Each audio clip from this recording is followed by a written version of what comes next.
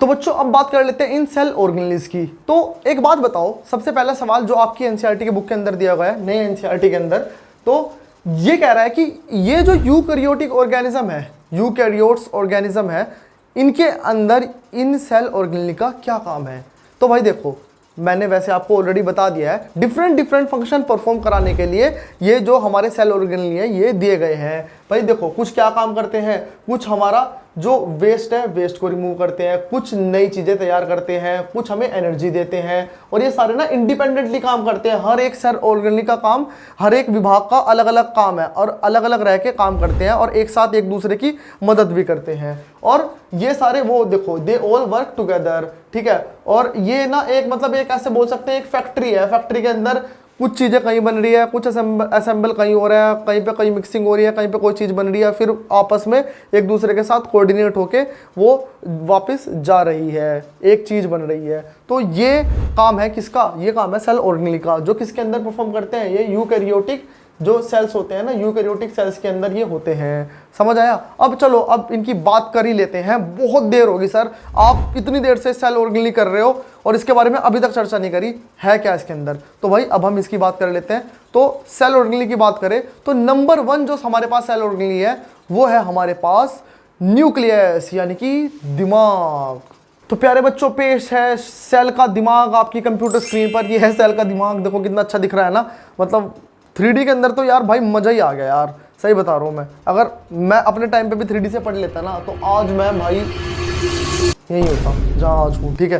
तो देखो अब अगर मैं इसकी बात करूँ तो ये हमारे पास ना भाई एक न्यूक्लियस है, और न्यूक्लियस बेसिकली क्या है, न्यूक्लियस इज द दिमाग, nucleus is the brain of the cell. अब इसकी इसे अगर कैटेगराइज करें तो देखो ये किससे मिलके बना हुआ है, ये ना जो हमें दिखाई दे रही है ये ना डबल लेयर मेम्ब्रेन है। तो देखो डबल एकदम मजबूत है यार, दिमाग अंदर है तो इसे एकदम मजबूत लेयर से एकदम हमें पैक करके रखना है ना। तो ये जो हमारे पास है भाई डबल लेयर है न्यूक्लियर की मेम्ब्रेन। तो उसके बाद बात करें ना तो देखो ये जो मेम्ब्रेन की लेयर है ना, तो ये कुछ इस प्रकार की होती है भाई, ये कुछ इस प्रकार की है।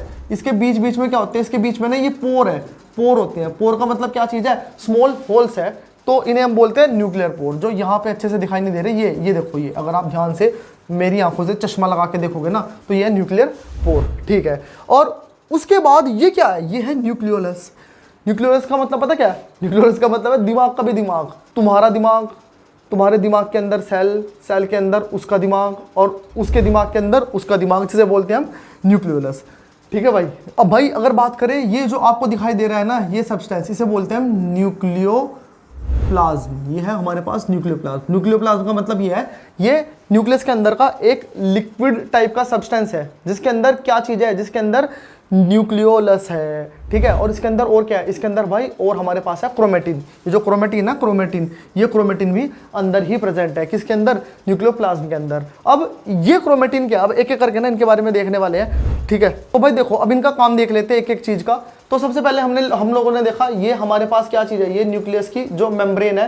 ये न्यूक्लियस की मेम्ब्रेन क्या करती है, ये एक तो डबल लेयर है, और इसके पास जो ये न्यूक्लियर के पोर है ना, ये अलाउ करते हैं मटेरियल को ट्रांसफर करने के लिए, ठीक है। अब न्यूक्लियोलस, न्यूक्लियोलस मतलब जो हमारा न्यूक्लियस है, न्यूक्लियस का भी न्यूक्लियस, ठीक है, इसे बोलते हैं न्यूक्लियोलस। तो भाई अगर इसके काम की बात करूं तो इसका काम है राइबोसोम को सिंथेसिस करना। जी हाँ, ये राइबोसोम को तोड़ता है, राइबोसोम को अलग करता है, ये इसका मेन काम है, ठीक है। अब अगर बात करें अंदर की, तो अंदर अगर बात करें ना तो अंदर ना भाई थ्रेड लाइक स्ट्रक्चर इस टाइप से ऐसे ऐसे गिवन है, ऐसे ऐसे गिवन है, जो यहाँ पर नहीं मेंशन है।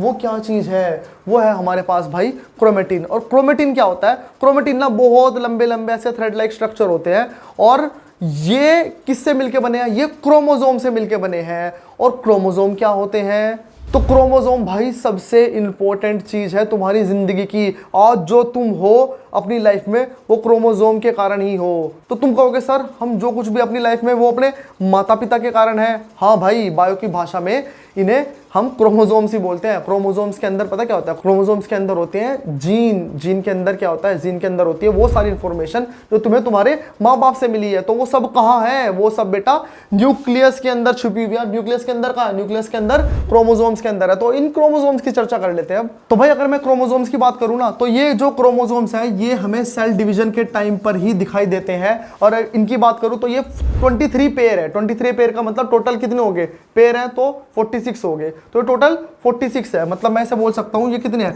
23 पेयर है। 23 पेयर का मतलब टोटल कितने बैठ गए 46। और इस 23 की बात करूं ना तो मैं इसे लिखूंगा 22 + 1। अब 22 + 1 क्यों लिख रहा हूं मैं, 22 भाई हमारे पास होंगे ऑटोजोम्स। ऑटोजोम्स का मतलब क्या है, ऑटोजोम्स का मतलब है नॉर्मल वाले, जिनके पास नॉर्मल इंफॉर्मेशन होगी तुम्हारी। नॉर्मल इंफॉर्मेशन मतलब तुम्हारा रंग, तुम्हारा कलर, तुम्हारा दिमाग कैसा होगा, तुम्हारा नेचर कैसा होगा, वो सारी चीजें इनके अंदर फीड है। और ये 1 क्या है, ये 1 जो हमारे पास बच गया ना भाई, ये है सेक्स क्रोमोसोम।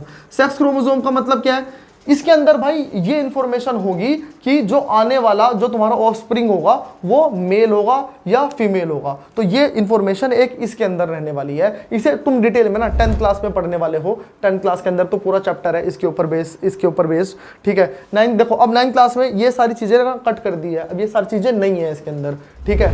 तो इसलिए मैंने बता दिया, ठीक है, क्योंकि इंपॉर्टेंट है, याद रहेगा, 10th क्लास का पार्ट है।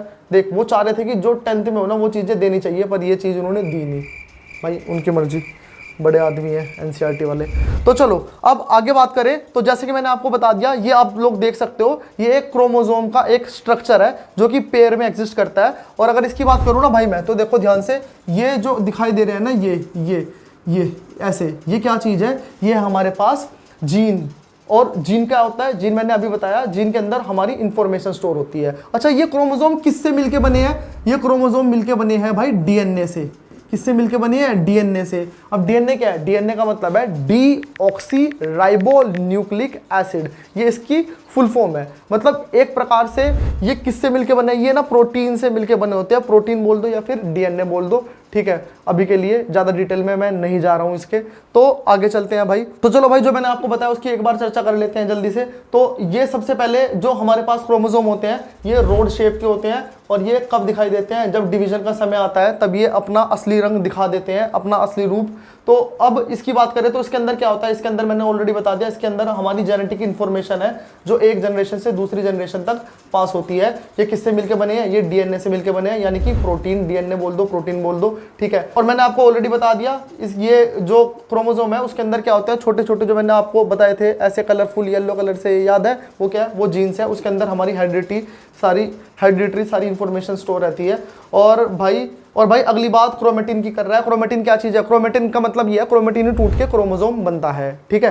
क्रोमेटिन मतलब लंबे लंबे धागे, क्रोमोसोम मतलब उन धागों को काट दोगे तो 46 बन जाएंगे, टोटल 23 पेयर। तो वो क्रोमेटिन से क्रोमोसोम बन गया। तो चलो आगे बढ़ते हैं। तो आगे जैसे ही हम चलेंगे भाई, हमें क्या गिवन है, हमें ना कुछ वो गिवन है अपना सवाल क्या है, सवाल देख लेते हैं। सवाल कुछ ऐसे हमें गिवन है भाई कि सुनकर मन खुश हो जाएगा। सवाल कुछ इस प्रकार से ऐसे गिवन है कि देखो, ये कहना चाह रहा है कि ऐसे सेल के बारे में बताओ जिसके पास न्यूक्लियस नहीं होता, तो वो है हमारे पास आरबीसी। आरबीसी एक ऐसा सेल है भाई जिसके पास न्यूक्लियस नहीं होता। तो उसका कारण ये है कि देखो, छोटा सा तो बेचारा आरबीसी है और उसके अंदर इतना बड़ा अगर न्यूक्लियस आ गया, तो भाई आरबीसी का काम क्या है, आरबीसी का काम है ऑक्सीजन को ट्रांसपोर्ट करना। तो अगर भाई वहां पर इतना बड़ा न्यूक्लियस आके बैठ गया तो ऑक्सीजन कहाँ आएगी, ताकि ज़्यादा से ज़्यादा ऑक्सीजन आ सके। भगवान ने क्या करा, चल बेटा न्यूक्लियस बाहर निकल यहाँ से, ऑक्सीजन है इसका काम, इससे दिमाग की ज़रूरत नहीं है, इसे बस ऑक्सीजन की ज़रूरत है, इसका काम है ऑक्सीजन को ट्रांसफ़र कराना। तो उसके अंदर से न्यूक्लियस को निकाल दिया। तो भाई याद रखना, आरबीसी के पास न्यूक्लियस, आरबीसी के पास कहाँ जा रहा है भाई, आरबीसी के पास न्यूक्लियस नहीं होगा, क्योंकि न्यूक्लियस होगा तो ज़्यादा स्पेस लेगा, इसलिए न्यूक्लियस नहीं होगा उसके पास। और ये बेचारा ना मर जाएगा 120 दिन बाद और फिर से बन जाएगा। 120 दिन का इसका लाइफ स्पैन होता है, इसके बाद ये मर जाएगा, फिर ये दोबारा ये बनता रहता है यार, ये बेसिकली बनता रहता है। जो हमारा खून है, खून हमारा जो रेड होता है वो आरबीसी के कारण ही होता है। अभी मैं सिर्फ उतना बता रहा हूँ जितना एनसीईआरटी के अंदर गिवन है, जो तुम्हारे लिए इंपॉर्टेंट है, तुम्हारे लिए जो तुम्हें जानना है वो इंपॉर्टेंट है ना इस चैप्टर के हिसाब से, वो मैं अभी बता रहा हूँ। तो बच्चों, अब प्रोकैरियोट सेल की बात करी हुई है, क्या प्रोकैरियोट सेल के पास न्यूक्लियस है? नहीं, उनके पास न्यूक्लियस नहीं है। वो डिवाइड कैसे होंगी, उनका डिवीजन कैसे होगा, उनके पास क्रोमोसोम है क्या? हाँ, उनके पास क्रोमोसोम है, उनके पास न्यूक्लियस नहीं है। और क्रोमोसोम क्या है, वो जो पूरा अपना एक स्ट्रक्चर है ना, पूरे स्ट्रक्चर के अंदर बस क्रोमोसोम ही है, उनका काम ही है कि वो डिवाइड हो जाए, बस ठीक है, उनके अंदर दिमाग कुछ नहीं है, बस उन्हें क्या होना है, उन्हें अपनी इंफॉर्मेशन को एक जनरेशन से दूसरे जनरेशन पे पास करना है बिना दिमाग के। तो भाई ये टॉपिक यहीं पर ही अब समाप्त करते हैं। तो चैनल को सब्सक्राइब कर लेना और अपने दोस्तों को बता देना भाई कि अब एक चैनल ऐसा आ चुका है जो अब नई एनसीईआरटी के अकॉर्डिंग हमें अच्छे तरीके से, अगर लगा हो अच्छा तरीका, उस अच्छे तरीके से पढ़ा रहा है। तो चलो मिलते हैं नेक्स्ट वीडियो में।